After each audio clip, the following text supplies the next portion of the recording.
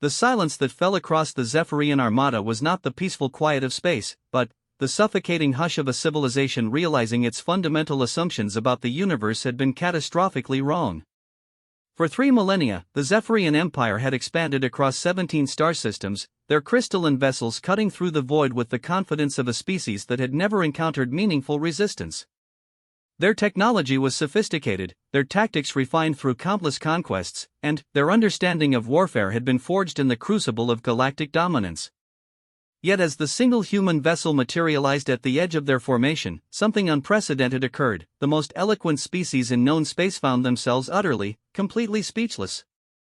Admiral Cathmore of the Zephyrian First Fleet had commanded over 10,000 successful engagements. His tactical brilliance was legendary, his strategic mind unparalleled among his people. Standing nearly 8 feet tall with the characteristic blue-silver skin of his species, for arms that moved with practiced precision, and neural tendrils that allowed direct interface with his ship's consciousness, he represented the pinnacle of Zephyrian military evolution. His flagship, the Eternal Resonance, was a marvel of biotechnology and crystalline engineering, its living hull capable of regenerating from most damage while its harmonic weapons could shatter planets. Behind him stretched a fleet of 300 vessels, each one a masterpiece of destruction capable of reducing worlds to cosmic dust. The human ship that had appeared before them defied every principle of their understanding. It was small by Zephyrian standards, perhaps only 2 kilometers in length compared to the Eternal Resonance's impressive 12 kilometers. Its hull appeared to be constructed from some primitive metallic alloy, dull gray and seemingly lifeless, without the pulsing bioluminescence that characterized advanced Zephyrian technology. There were no visible weapon systems, no energy signatures that registered on their sensors as threatening, no defensive barriers that their instruments could detect. By every metric the Zephyrians used to measure military capability, this vessel should have been nothing more than an insignificant speck of debris, unworthy of notice from even their smallest scout ships. Yet something in the way it moved through space spoke of a confidence that transcended mere technology. The human ship, designated Indomitable according to the basic identification signals it transmitted, held position with an absolute stillness that seemed to bend the very fabric of space around it. It made no aggressive maneuvers, issued no threats, displayed no obvious signs of hostility. It simply existed in their path, as immovable and inevitable as a mountain. Cathmore's 4 hands moved across the bioneural interface, his consciousness merging with his ship's vast intelligence as he sought to understand what he was facing. The Eternal Resonance was more than a vessel, it was a living entity, bred and grown over centuries to serve as the ultimate expression of Zephyrian military might. Its neural networks could process tactical information at speeds that defied comprehension, its biocrystalline hull could adapt to virtually any threat, and its harmonic weapons could destabilize matter at the molecular level. Through this symbiotic connection, Cathmore could perceive the universe with senses far beyond those of his natural body, reading the subtle gravitational fluctuations, electromagnetic signatures, and quantum disturbances that told the story of everything around him. But, when he turned those enhanced senses toward the human ship, he encountered something that shook him to his core: absolute emptiness. Not the emptiness of space, which was filled with background radiation, dark matter, and the subtle vibrations of distant stars. This was a different kind of void, a presence so complete in its self-containment that it seemed to absorb information rather than emit it. The human vessel existed in a state of perfect equilibrium, neither renouncing its capabilities nor concealing them, simply being exactly what it was with no pretense or deception. "Status report," Cathmore commanded, his voice resonating through the harmonic communication system that connected all ships in the fleet. The response came in the characteristic melodic tones of Zephyrian speech, a language that used multiple frequencies simultaneously to convey layers of meaning impossible to express in simpler tongues. "Unknown vessel maintains position 300,000 kilometers off our forward starboard flank," reported Subcommander Veleth from the sensor array. "Mass approximately 2.7 million tons, composition appears to be refined metallic alloys with some unknown elements. No active scanning detected, no weapons lock acquired, no communication attempts registered." "Energy output?" Cathmore asked, though he already suspected what the answer would be. "Minimal, Admiral. Basic life support and navigation systems only. Whatever powers this vessel, it operates at efficiency levels we cannot measure with our instruments."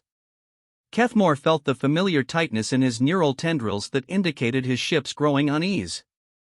The eternal resonance had never encountered a situation it could not analyze and categorize, but this human vessel presented a puzzle that seemed to resist all attempts at solution.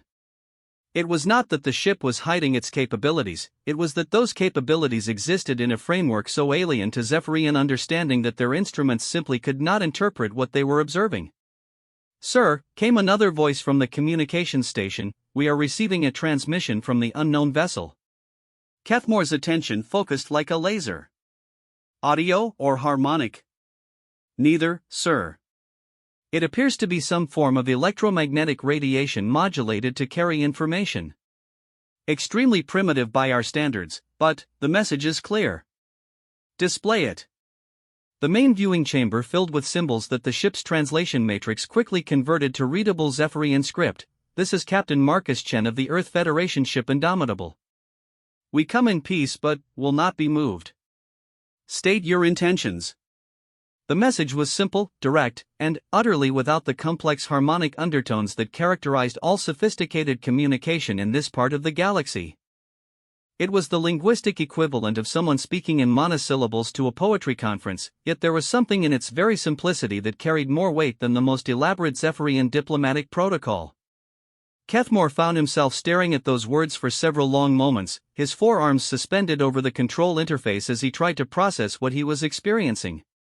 In 3,000 years of expansion, the Zephyrian Empire had encountered hundreds of species, dozens of which had possessed advanced civilizations. Some had submitted immediately upon recognizing Zephyrian superiority.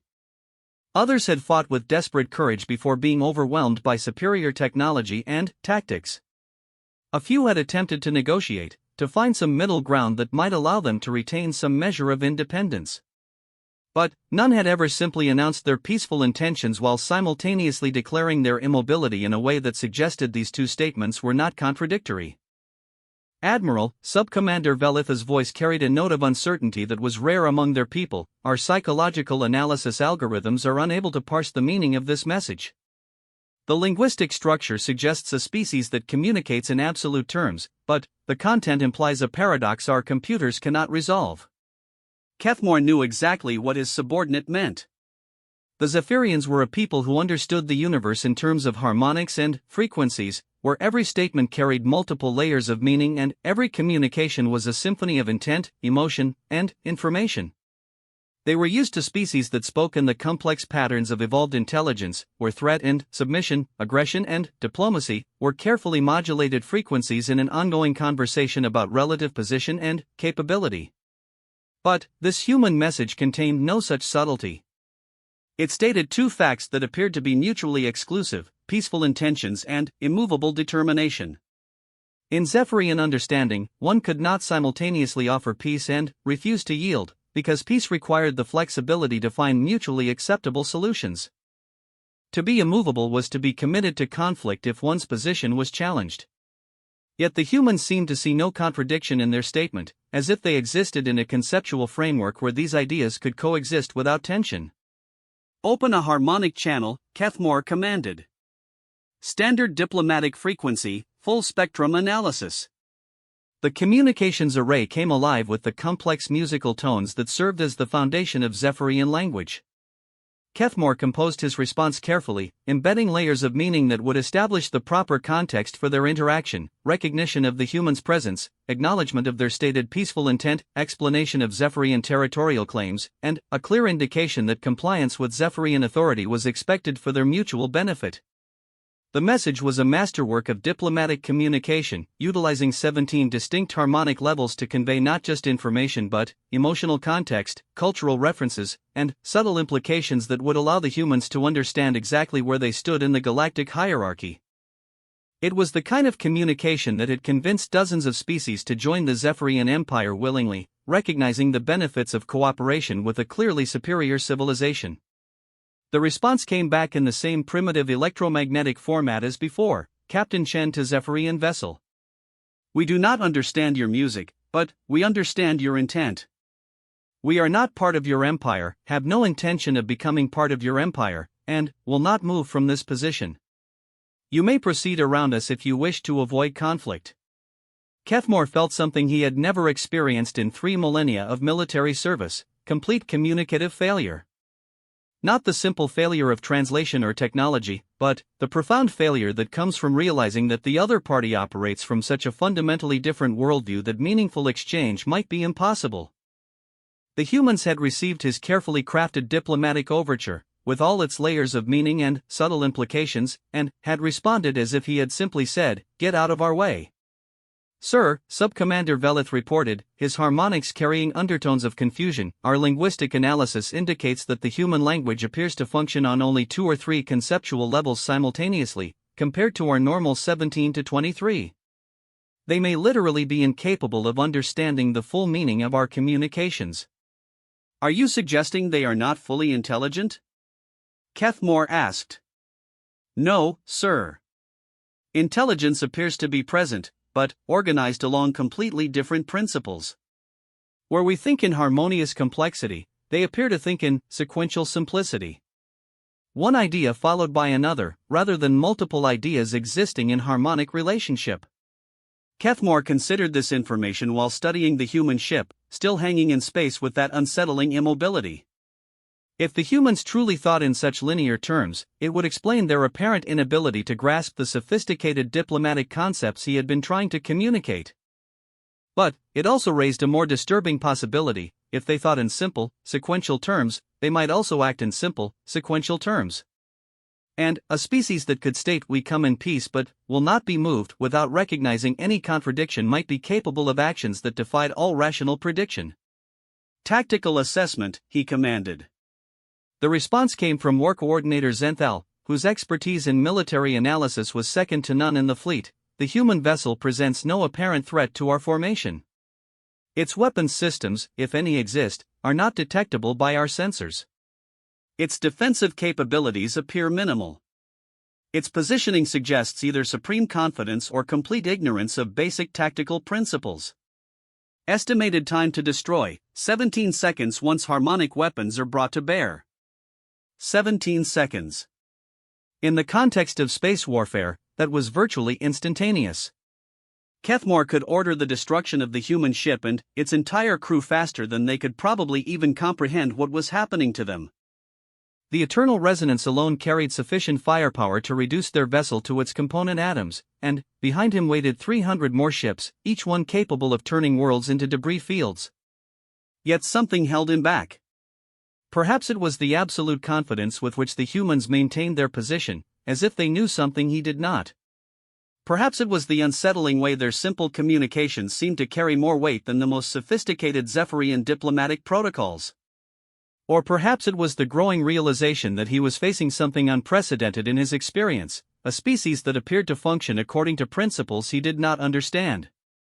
"Captain Shan," he responded, using the humans' primitive communication method, "you are outnumbered 300 to 1. Your ship appears to have no significant weapons or defenses. Logic suggests that you should reconsider your position." The reply came with the same maddening simplicity: "Numbers are irrelevant when you know who you are." Kethmore stared at those words for a long time, his neural tendrils twitching with frustration. What did that even mean? Numbers were never irrelevant in warfare. Superior force projection was the fundamental basis of all military strategy. A single ship, no matter how advanced, could not stand against a fleet of 300 without some kind of technological advantage that would be detectable by Zephyrian instruments. Unless the advantage was not technological at all. The thought struck him like a harmonic resonance cascade, sending shockwaves through his consciousness that his ship immediately detected and amplified. For 3 millennia, the Zephyrian Empire had based its expansion on the principle of technological and numerical superiority. They built bigger ships, developed more sophisticated weapons, deployed larger fleets, and overwhelmed their opponents through the application of superior force. It was a strategy that had never failed because it was based on the fundamental assumption that all intelligent species would recognize the logic of superior capability and yield to avoid destruction. But what if there existed a species that did not make decisions based on logical assessment of relative capability? What if there were beings who acted according to principles that transcended mere technological advantage? The humans had stated that numbers were irrelevant when you knew who you were.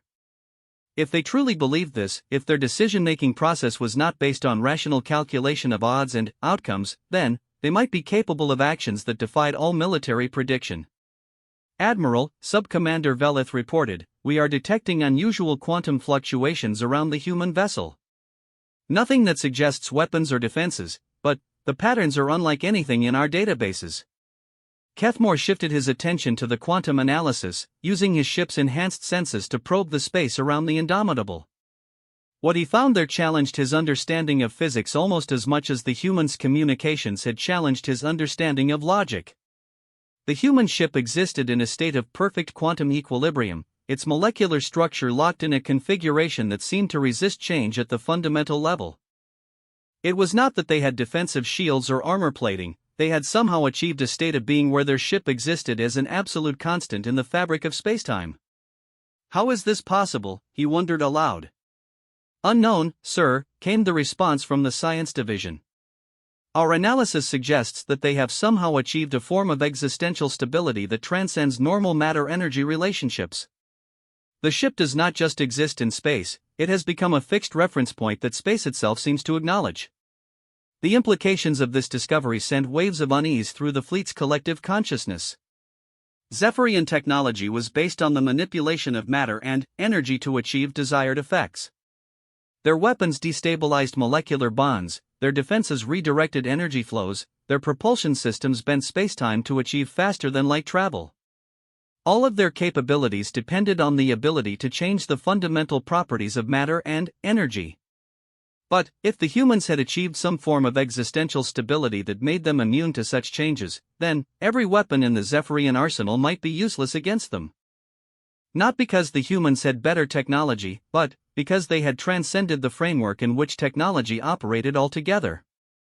"Open a channel to Earth Federation Command," Kethmore ordered, though he was not entirely sure why he was making this decision.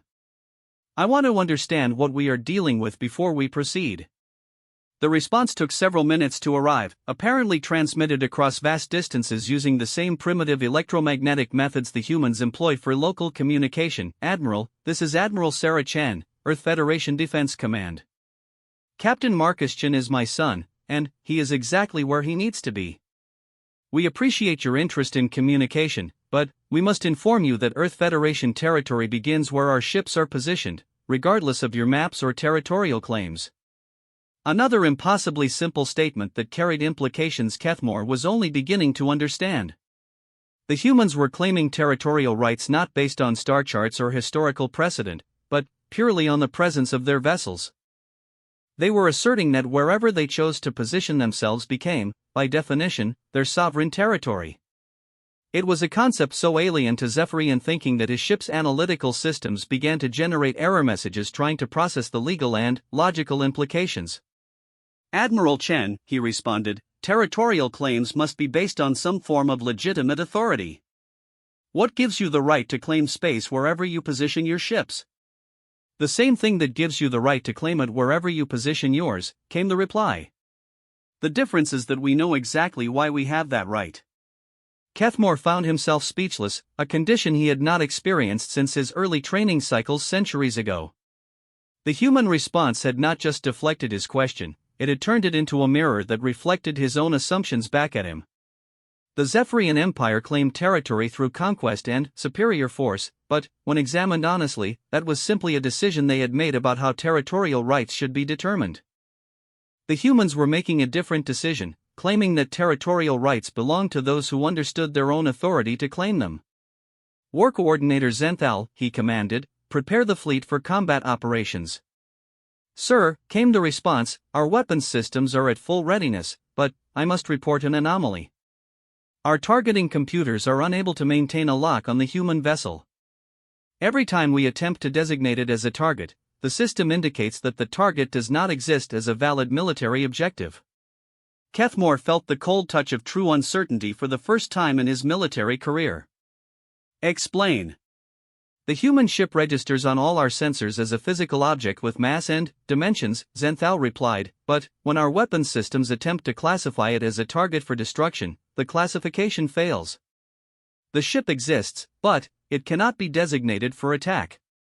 Our systems indicate this is not a technological failure but a fundamental incompatibility between our targeting protocols and the nature of the target. That is impossible, Kethmore stated, but even as he said it, he knew he was wrong. Nothing about this encounter had followed any of the logical patterns he had come to expect from 3 millennia of military experience.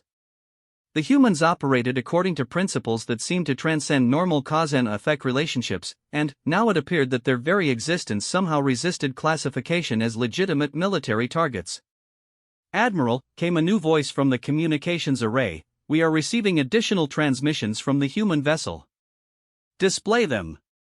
"This is Captain Chen. We understand you are having difficulty with your weapons systems. This is not due to any technology we possess, but rather to a simple fact: you cannot destroy something that knows exactly what it is. We are the Earth Federation ship Indomitable, we are here to protect Earth's interests, and we will not be moved. Your weapons cannot target us because we are not, in truth, your enemy. We are simply an obstacle to your current plans." Kethmore read the message 3 times, each reading deepening his sense of existing in a reality that no longer followed familiar rules. The humans were claiming that his weapons could not target them not because of any defensive technology, but because they possessed some form of existential certainty that made them immune to hostile intent.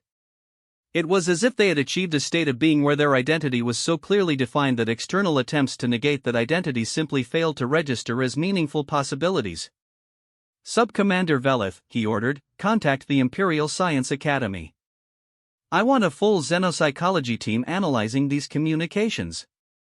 We may be dealing with a form of consciousness that operates outside our current understanding of intelligence and identity." While he waited for the science teams to respond, Kethmore found himself studying the human ship with new eyes.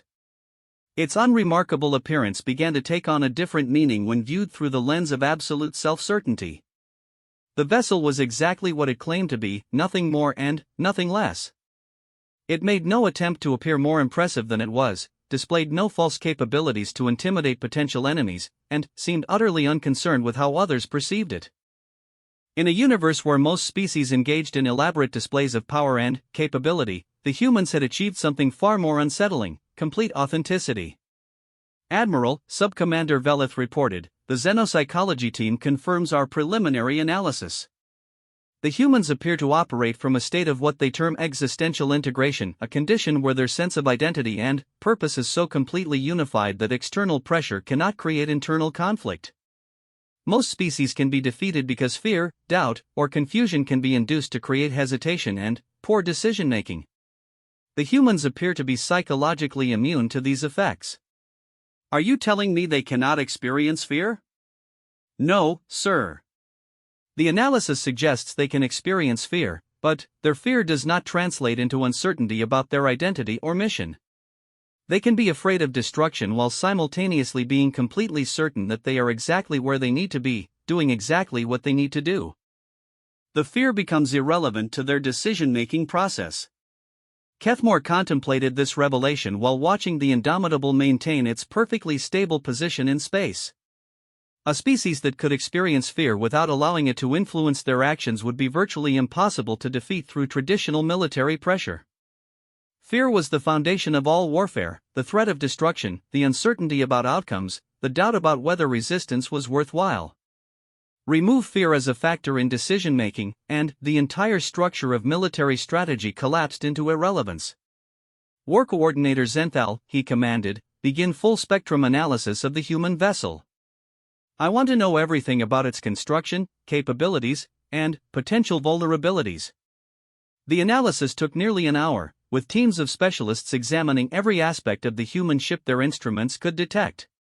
What they discovered was both disappointing and deeply disturbing.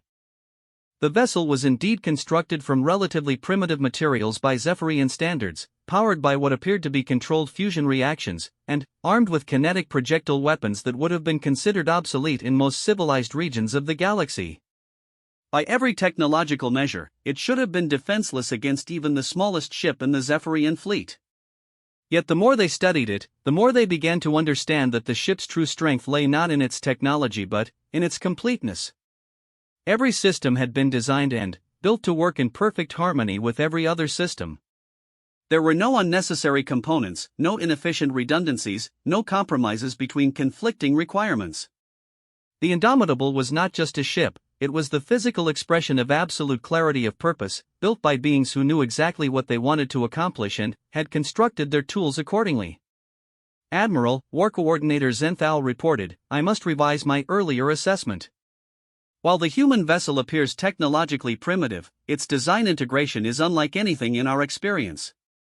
Every component serves multiple functions, every system supports every other system, and the overall architecture suggests a level of purposeful design that we have never encountered. This is not just a warship, it is a perfect expression of will made manifest in physical form."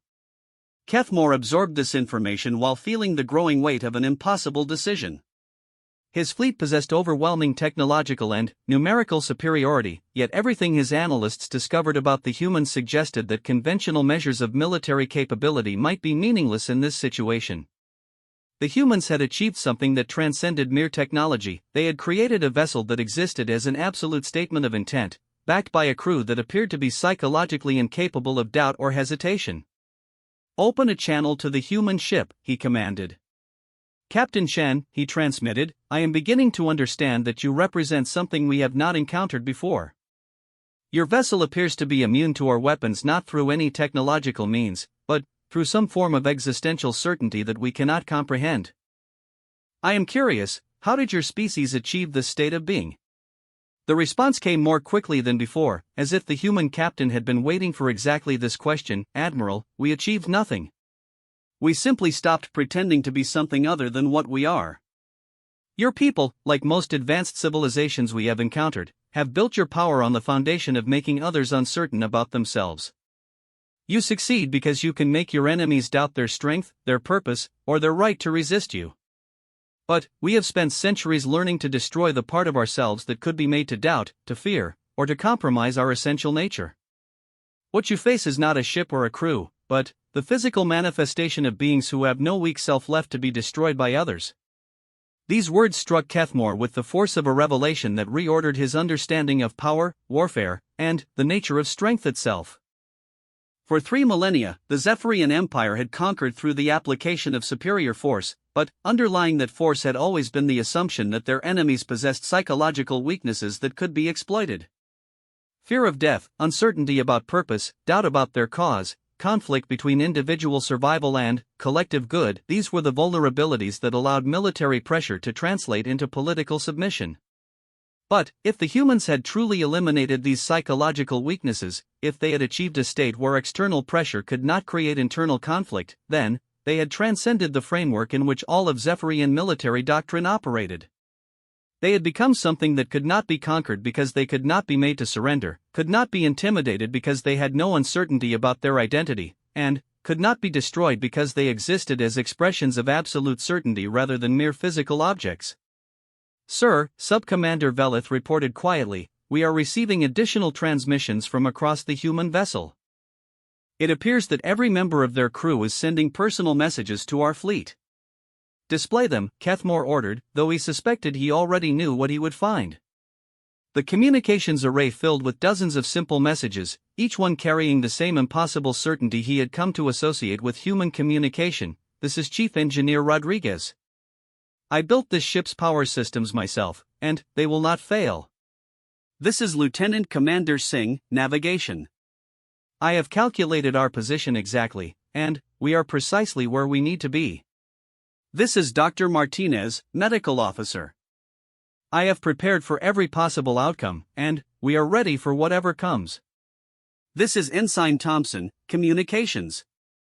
I speak for all of us when I say we are not afraid of you, not because you are not dangerous, but because fear is irrelevant to our mission." Message after message continued in the same pattern, each crew member stating their role and their absolute confidence in their ability to fulfill it. There was no bravado in their words, no false courage or desperate defiance. They spoke with the calm certainty of people who had examined every aspect of their situation and found themselves exactly where they belonged, doing exactly what they were meant to do. Kethmore realized he was witnessing something unprecedented in his experience, a group of beings who had achieved perfect unity not through hierarchy or external authority, but through complete individual clarity about their purpose and capabilities. Each crew member spoke as an individual, yet their combined voices created a harmony that was more complete than any Zephyrian communication he had ever encountered.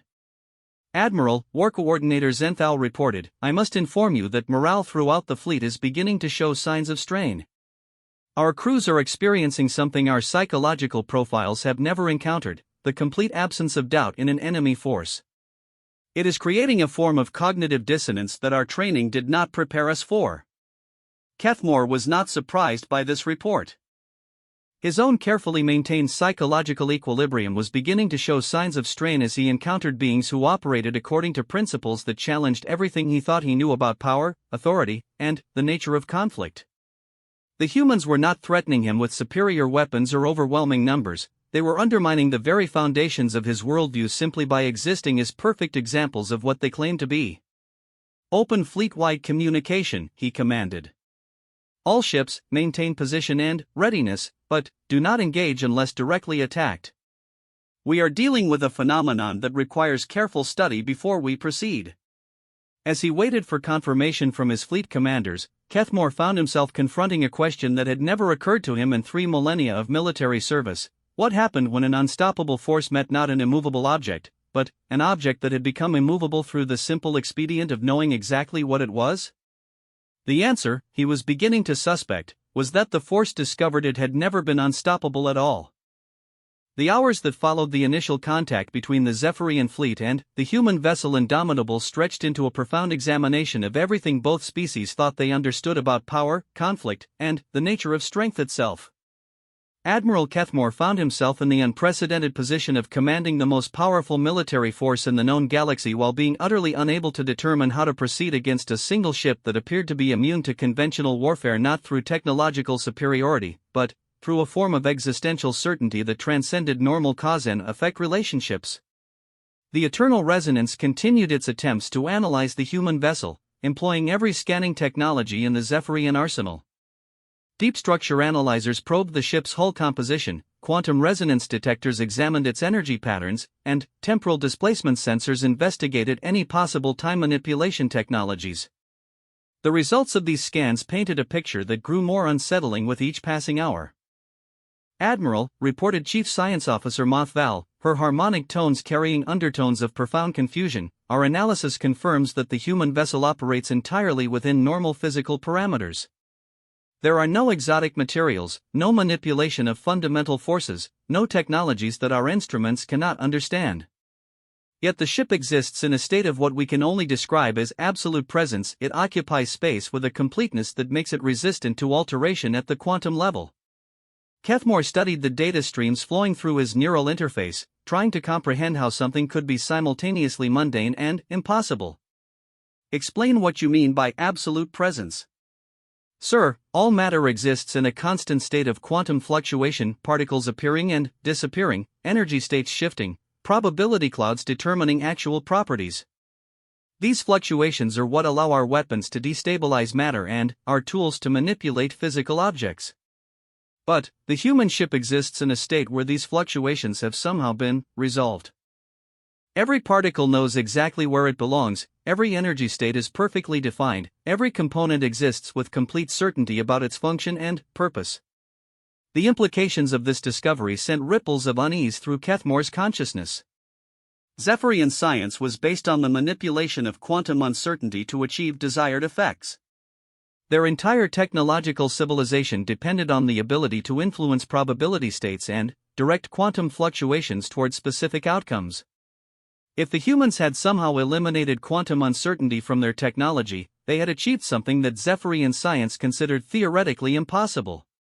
"How could they have accomplished this?" he asked. "Unknown, sir," Mothval replied. "Our best theoretical models suggest that such a state could only be achieved by beings with absolute certainty about the purpose and function of every component in their technology. The quantum uncertainty appears to have been resolved not through technological means, but through the complete elimination of doubt about what each element is meant to accomplish." Kethmore contemplated this explanation while observing the human ship maintaining its perfect position in space. If the humans had achieved quantum certainty through psychological certainty, they had discovered a form of power that existed at the intersection of consciousness and physics. It was not enough for them to build superior weapons or stronger defenses. They had created technology that worked better because the beings who built it had no doubt about how it should function. Sub-Commander Veleth, he commanded, what is our current tactical assessment? Sir, came the reply, heavy with frustration, we have identified 17 different attack vectors that should be capable of disabling or destroying the human vessel. However, when we attempt to model the execution of these attacks, our computers consistently predict mission failure. Not because our weapons lack sufficient power, but because the target appears to exist in a state that resists classification as a legitimate military objective. Elaborate. Our targeting systems are designed to identify weaknesses, structural vulnerabilities, and points where applied force can achieve maximum disruption. But the human ship presents no such vulnerabilities. Every system is perfectly integrated with every other system, every component serves multiple redundant functions, and the overall structure appears to be equally strong at every point. It's as if they built their vessel to have no weak points because they themselves had no weak points to project into their technology. Kethmore absorbed this information while feeling the growing weight of an impossible decision. His training and experience told him that every enemy had vulnerabilities that could be exploited, every defense could be overcome with sufficient force, and every resistance could be broken through the application of superior pressure. But the humans seemed to exist outside this framework entirely, not because they were stronger than the Zephyrians, but because they operated according to principles that made conventional concepts of strength and weakness irrelevant. Captain Chen, he transmitted to the human ship, I am beginning to understand that this encounter cannot be resolved through traditional military means. You have achieved something that transcends technological capability. I am curious, would you be willing to explain how your species developed this existential certainty? The response came with characteristic human directness, Admiral, we didn't develop it. We discovered it. For most of human history, we believed that strength came from accumulating power over others, better weapons, larger armies, superior technology. But we eventually realized that all external power is built on a foundation of internal weakness. The need to control others comes from uncertainty about ourselves. The desire to dominate comes from fear of being dominated. True strength could only be achieved by eliminating the psychological vulnerabilities that made external power necessary in the first place.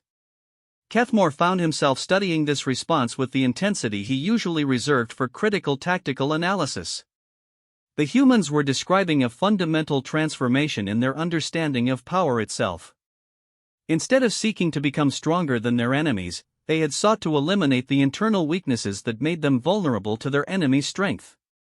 How does one eliminate psychological vulnerability? He asked, genuinely curious about the answer.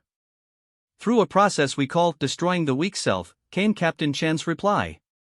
Every intelligent being contains within itself a collection of fears, doubts, uncertainties, and compromises that form what we call the weak self, the part of consciousness that seeks safety through submission, that prefers comfortable lies to difficult truths, that would rather avoid conflict than stand for principles. This weak self is what your empire has always relied upon to achieve conquest. You threaten destruction to make beings choose safety over resistance, you offer rewards to make them choose comfort over independence, you create confusion to make them choose submission over the difficulty of making their own decisions. Kethmore felt a chill of recognition as he realized that the human captain had just described the foundation of Zephyrian military and political strategy with uncomfortable accuracy. The Empire's expansion had indeed relied on exploiting the psychological weaknesses of other species, offering them the choice between the uncertainty of resistance and the security of submission. But what if that weak self could be completely eliminated? The transmission continued. What if a being could exist in a state of perfect clarity about their identity, purpose, and values? What if they could face any threat without